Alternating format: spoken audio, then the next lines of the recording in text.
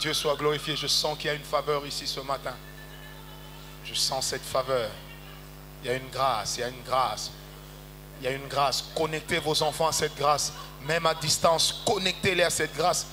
Connectez vos conjoints à cette grâce. Connectez-les. Parce que Dieu est là. Merci Seigneur. Merci Seigneur, c'est formidable. Merci Jésus. Merci Jésus. L'autre. Merci Jésus. C'est juste et bon de le louer. Est-ce que quelqu'un m'a donné un amen très bien? Que Dieu te bénisse et que sa faveur te couvre au nom de Jésus. 2 Samuel 13 jusqu'au 18, je lis encore. Mais ceux qui portaient l'arche de l'Éternel eurent fait 6 pas. Dites avec moi, il sacrifia un bœuf et un agneau gras, un veau gras. Quand je vais arriver là, vous allez dire, il sacrifia un bœuf et un veau gras. Quand ceux qui portaient l'arche de l'Éternel eurent fait 6 pas, David dansait de toute sa force devant l'Éternel et il était ceint d'un éphod de lin. David et toute la maison d'Israël firent monter l'arche de l'Éternel avec des cris de joie et au son de la trompette. Comme l'arche de l'Éternel entrait dans la cité de David, Michal, fille de Saül, regardait par la fenêtre et voyant le roi David sauter et danser devant l'Éternel, elle le méprisa dans son cœur. Après qu'on eut amené l'arche de l'Éternel, on l'a mis à sa place au milieu de la tente que David avait dressée pour elle. Et David offrit devant l'Éternel des holocaustes et des sacrifices d'action de grâce. Quand David eut achevé d'offrir des holocaustes et les sacrifices d'action de grâce, il bénit le peuple au nom de l'Éternel des armées. Quelqu'un m'a donné un amen. Je ne serai pas long. J'aimerais que nous comprenions la parole de Dieu. Vous savez, cette histoire, elle est très connue. David avait ordonné qu'on amena l'arche dans la cité de David. La première fois lorsqu'on a amené l'arche, la Bible dit, l'animal, l'âne sur lequel se trouvait l'arche, a titubé et l'arche était en train de tomber. Un des hommes qui était là, qui s'appelle Uza, est venu secourir l'arche pour que l'arche ne tombe pas. La Bible dit, cet homme a été frappé par l'Éternel, il est mort. Alors je me suis toujours posé la question jusque ce matin. Comment Dieu a-t-il pu frapper un homme qui était tout simplement en train d'aider quelque chose qui lui appartient? Est-ce que quelqu'un m'a compris? Comment Dieu a-t-il pu frapper Uza alors que Uza était simplement en train de vouloir aider à ce que la chose de Dieu ne tombe point par terre? Vous savez, dans l'arche, il y avait les 2 tablettes de la loi. C'était une pierre qui avait été brisée par Moïse avec 2 morceaux. Il y avait la verge d'Aaron qui avait guéri, qui avait fleuri. Amen. Amen. Et certaines versions disent qu'il y avait également la Torah, donc la parole de l'Éternel. Alors la Bible dit ceci, que l'arche était en train de tomber. L'un des hommes qui était à côté, il n'était pas un porteur d'arche, mais il était à côté de l'arche. Il est venu aider de bon cœur à ce que ça ne tombe pas.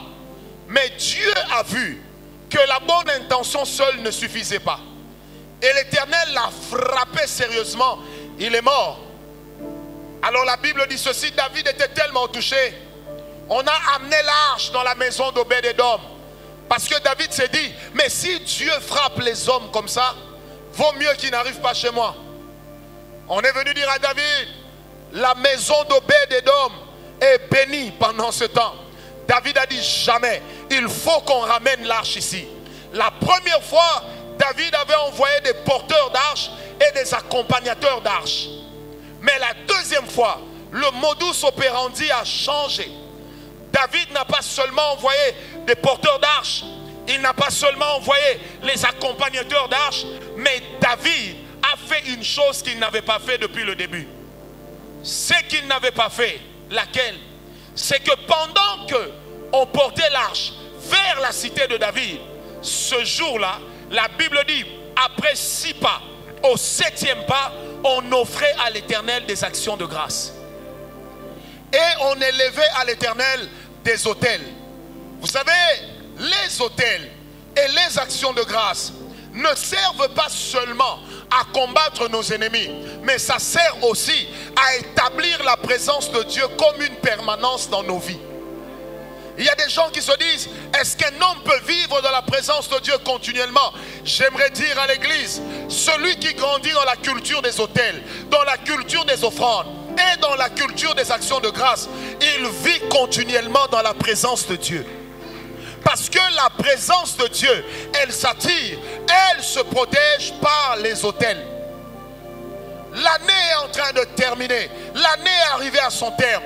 Dieu a fait des choses. Quelqu'un a entendu dire que Dieu a béni une personne, que Dieu a visité une autre. Il y en a une ici qui a dit, Seigneur, j'ai prié, je n'ai rien vu. J'aimerais te dire, tu avais les porteurs de l'arche, tu avais les accompagnateurs de l'arche, mais tu n'avais pas la chose qui devait faire que les animaux qui portaient l'arche ne puissent point tituber.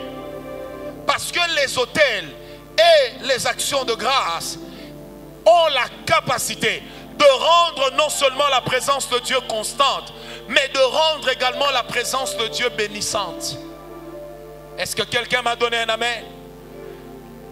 David a fait 3 choses. Il a élevé des autels. Il a rendu à Dieu des actions de grâce.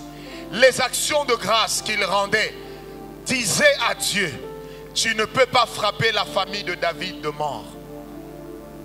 La bénédiction qui était chez Obed-Edom, qu'elle vienne désormais chez moi. C'est ce que ça disait. Amen. Parce que là où il y a des actions de grâce, en anglais on dit thanksgiving. Traduit littéralement, ça voudrait dire donner le merci. Et que faisait David? Après 6 pas, il savait que le 7e pas était le pas de la perfection, selon la Bible. Et il ne fallait pas que Dieu se manifeste en mal. Et lorsque Dieu descendait pour se manifester, au lieu de trouver seulement l'arche, l'Éternel trouvait également l'autel et les actions de grâce. Un homme mature avec Dieu apprend à élever les autels et à rendre à Dieu des actions de grâce. Est-ce que quelqu'un peut acclamer la présence de Dieu? Bien-aimé, j'aimerais te le dire, je prêcherai cette parole jusqu'à ma mort ou à moins que Christ revienne. Le Dieu des autels est vivant. Oh, je répète, ce qui avait éloigné la mort, quant au ce n'était pas seulement la présence de Dieu, mais ce qui avait éloigné la mort, c'est que si la mort arrivait, la mort allait trouver l'autel. Or, là où il y a l'autel, il y a déjà un mort. C'est pourquoi nous aussi, nous avons échappé à la sanction divine. Parce qu'il y a eu un mort pour nous. Et ce mort a payé. De sorte que lorsque ça ne va pas, si la mort vient toquer à ma porte, la mort trouvera le sang de l'agneau. Le sang de l'agneau n'était pas le sang de l'action de grâce, mais c'était le sang de l'autel. Donne-moi un amen bien. Je répète, le sang de l'agneau n'était pas le sang qui disait à Dieu merci, mais c'était le sang qui disait à Dieu, me voici comme sacrifice. Et j'aime dire cette phrase, Dieu n'a pas sauvé l'humanité par une parole, mais il a sauvé l'humanité par un acte qu'on appelle le sacrifice. Dis à ton voisin, ton année peut changer de dimension. Oh, dis-le lui bien. Ton année va changer de dimension. Moi, je ne terminerai pas l'année prochaine locataire. Je n'ai jamais sacrifié à Dieu comme j'ai sacrifié cette année. Jamais je n'ai sacrifié comme ça à Dieu. Non. L'action qu'on est en train d'organiser au Canada, j'ai dit à mon épouse, personne ne donnera 1 franc. Nous allons tout financer nous-mêmes. Elle m'a dit, pourquoi on n'a pas assez d'argent? Je lui ai dit, la mort, peu importe sa forme, elle n'entrera pas dans ma maison cette année. Il m'a dit, pourquoi? J'ai dit, c'est simple. Cette année-ci, l'autel, l'arche va quitter la maison d'Obed-Edom. Elle viendra chez moi. Oh, donne-moi un amen bien. Je répète, cette année-ci, à la parole de foi, nous allons commencer à avoir des dîmes, des offrandes extraordinaires. Parce que la bénédiction va quitter. J'étais en train de discuter en réunion avec Dieu. J'ai vu des églises évoluer financièrement terrible. J'ai dit, on n'a pas prêché l'autel, on n'a pas prêché l'action de grâce. C'est la maison d'Obed-Édom. Ils ont juste eu la présence de Dieu. Nous avons parlé de l'autel. Nous avons parlé de l'action de grâce. J'aimerais dire à l'église ce matin, la bénédiction qui était chez Obed-Édom, elle viendra chez toi. Vous savez, oh écoutez-moi, pour que la nouvelle d'une bénédiction arrive jusque chez le roi et que le roi puisse envier cette bénédiction, ça veut dire que quand la bénédiction a commencé à se manifester chez Obed-Édom, la seule chose qui séparait Obed-Édom de David, c'était la royauté. David avait la royauté, mais il n'avait pas l'arche. Or, la cité de David, sans l'arche, elle n'est qu'une tour forte gardée par les hommes. Même quand Absalom a pris la cité de David, David est parti. C'est que Absalom ne savait pas, c'est que dans la cité de David, il n'y avait pas que la royauté, mais il y avait également la maison de l'arche. Qu'est-ce qui entretenait la maison de l'arche? Les autels et les actions de grâce. Si David a été reconnu grand roi, ce n'est pas parce qu'il était un homme qui se battait, c'est d'abord parce qu'il était un homme qui connaissait les principes de Dieu. On demeure dans la bénédiction, non pas forcément parce qu'on a d'abord un bon cœur, mais d'abord parce qu'on respecte les principes de Dieu. Oh, donne-moi un amen. Je proclame que cette année qui est en train de commencer, la bénédiction quittera la maison d'Obed-Édom. Si chez Obed-Édom, la bénédiction a crié, chez toi elle va hurler. Même si tu es Mukongo, tu ne cacheras pas la bénédiction. Même si tu la caches, elle s'arrangera pour crier d'elle-même. Que l'Éternel, le Dieu devant qui je me tiens, oh, le fasse dans ta vie. Apprends à élever les autels. Les autels, tu ne les élèves pas pour moi, mais tu les élèves pour toi. Si tu veux que Dieu agisse, provoque Dieu. Je l'ai dit et je le répète, je n'ai jamais sacrifié à Dieu comme je l'ai fait en 2019. Je n'ai eu aucune récolte, mais en 2020, ma récolte va crier. Si en chemin, il y avait eu Uza, mais lorsque l'arche est venue avec l'autel, il n'y avait plus de Uza. Est-ce que quelqu'un m'a compris? Dis à ton voisin, bientôt ma vie va changer. Non, dis-le lui. N'aie pas honte, dis-lui que bientôt ma vie va changer. Vous savez,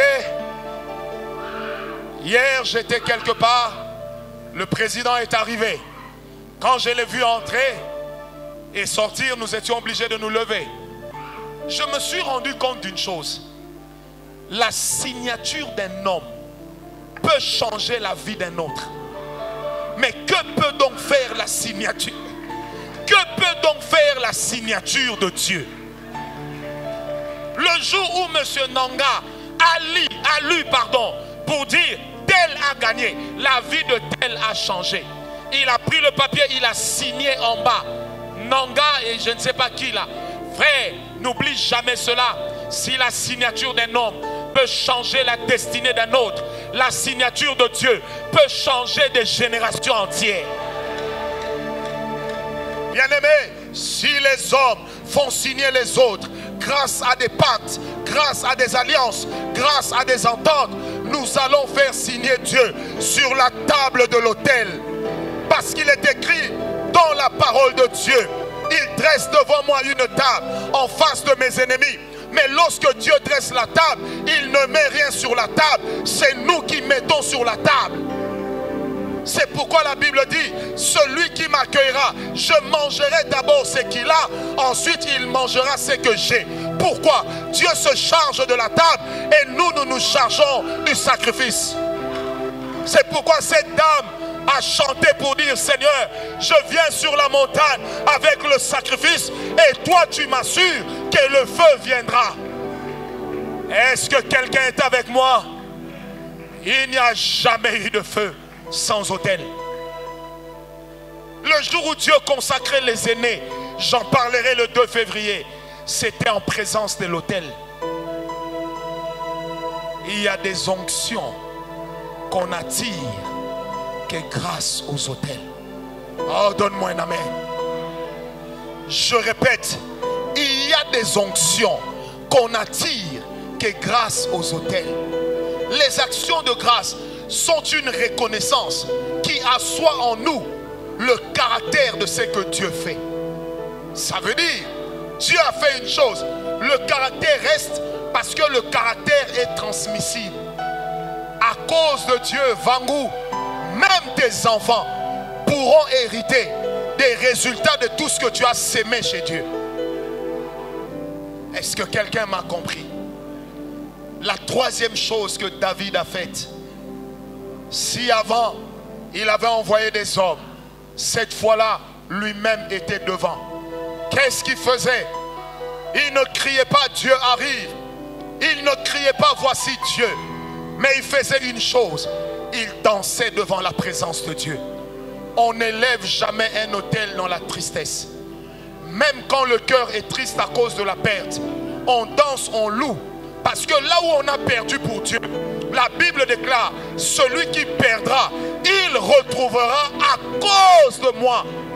Et tout ce qu'il retrouvera sera dans une mesure pressée, secouée. Et qui va faire quoi? Qui va faire quoi? Qui va déborder. J'aimerais dire à quelqu'un, au dernier culte de cette année, je ne serai pas là, mais j'aimerais dire à quelqu'un, le Dieu que je sers avec fidélité, il te bénira d'une manière scandaleuse. Alors, les gens vont dire que tu as des fétiches. Les gens vont dire, Esabiloka pauvre père. Il y en a qui vont dire, il a hérité des histoires des balinfou, des balouba, des bayanzi, des basakata. Bien-aimés, qu'ils disent ce qu'ils veulent, mais nous, nous savons que Dieu est avec nous. Vous savez, certains pouvaient dire, David a l'équissi Ouza, mais une chose est vraie, David n'a pas suivi ce que les hommes disent. Il y en a qui diront, vous amenez tellement à Dieu, on est en train de vous escroquer. Je préfère que Dieu m'escroque. Si Dieu m'escroque, il me le rendra certainement. Alors, j'aimerais signer une ordonnance ce matin. Étant donné que la situation est telle qu'elle est, étant donné les échecs par lesquels tu es en passé, étant donné l'année 2019 qui est en train d'être clôturée, ceci dit, il est arrêté en ce jour que ta vie l'année prochaine ne sera pas la même, que la grâce de Dieu l'année prochaine, elle ne se manifestera pas de la même manière.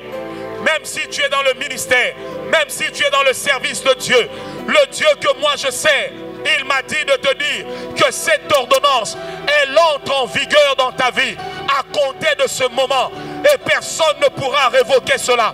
Personne ne pourra arracher de ta vie ce que le Seigneur a déclaré qu'il va faire.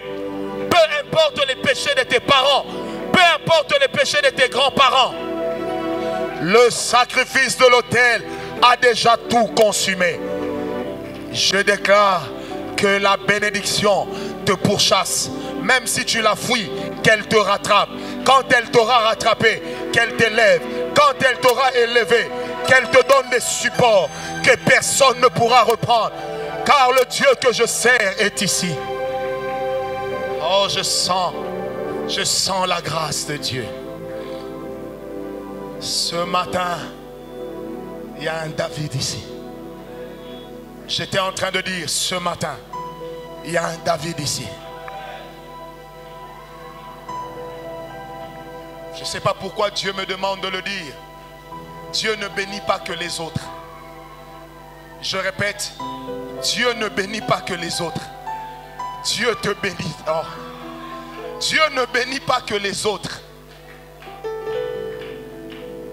Yahweh nangai na yokanguya na yona sango lelo yo papa na lingina koma témoin. Est-ce que quelqu'un m'a compris? Dieu ne bénit pas que les autres. Le mystère de la bénédiction ne s'accomplit pas que dans la vie des autres. Elle s'accomplira l'année prochaine dans ta vie. Qu'un miracle bizarre se produise d'ici le 31 janvier à minuit. J'ai dit qu'un miracle bizarre, un miracle étrange. Tu avais des enfants autistes ou un enfant autiste qu'un miracle de guérison et de délivrance s'opère même dans leur sommeil. Même si tu me suis à la télévision, que l'Éternel accomplisse cela dans ta vie. Dites avec moi au nom de Jésus. Que quelque chose d'étrange, un membre de ton corps qui était malade, que Dieu le guérisse. Un bras qui ne fonctionnait plus, que Dieu le restaure. Une jambe qui souffrait, que Dieu la répare. Un cœur qui était atteint de cancer, des poumons qui étaient pourris, une menace de cancer de sein, comme chez une sœur qui est ici à gauche, que Dieu la guérisse brutalement. Je sens la grâce et je sens la faveur. Obed-Edom, c'est mon temps d'être béni. Est-ce que tu peux dire avec moi cela? Obed-Edom, c'est mon temps d'être béni. Non, non, dis-le avec moi. Obed-Edom, c'est mon temps d'être béni. Dis-lui, ma bénédiction va crier.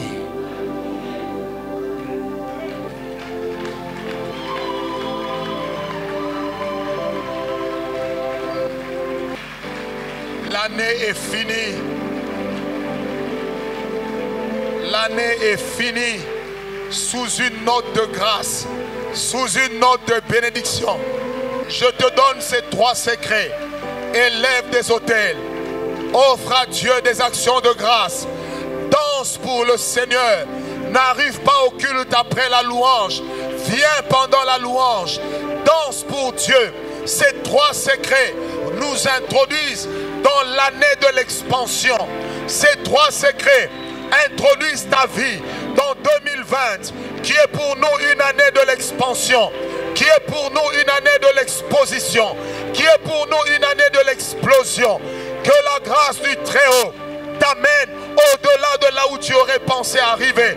Que la puissance de Dieu te hisse sur une hauteur que tu n'avais jamais connue. Si l'Éternel est avec moi, que cette année qui est en train de s'annoncer soit une année de bénédiction. Que Dieu te donne de te répandre. Que tes cordages s'ouvrent à gauche comme à droite. Que l'espace de ta tente puisse être multiplié. Que le Dieu de la double portion t'accorde la bénédiction dans la saison de la double portion. Que le Dieu de la faveur divine t'accorde la bénédiction dans l'année de la double portion. Car l'année prochaine, Dieu va te répandre. Car l'année prochaine, Dieu va te visiter. Car l'année prochaine, Dieu va t'étonner. Car l'année prochaine, la main de Dieu sera tellement forte que personne ne dira que je n'ai pas vu. Tout le monde verra ce que Dieu fera. J'ai dit tout le monde verra ce que Dieu fera. Tout le monde verra ce que Dieu fera. Des promesses qui ont traîné dans des tiroirs, l'Éternel va les sortir. Des promesses qui sont restées latentes, l'Éternel va les sortir de leur tiroir. Je te condamne à la bénédiction. Je te condamne à l'évolution. Je te condamne à l'action de grâce. Je te condamne à la victoire. Je te condamne à la victoire. Je te condamne à la victoire. Je te condamne à la victoire. Je te condamne à la victoire. Au nom de... Au nom de... Au nom de... Que Dieu te bénisse.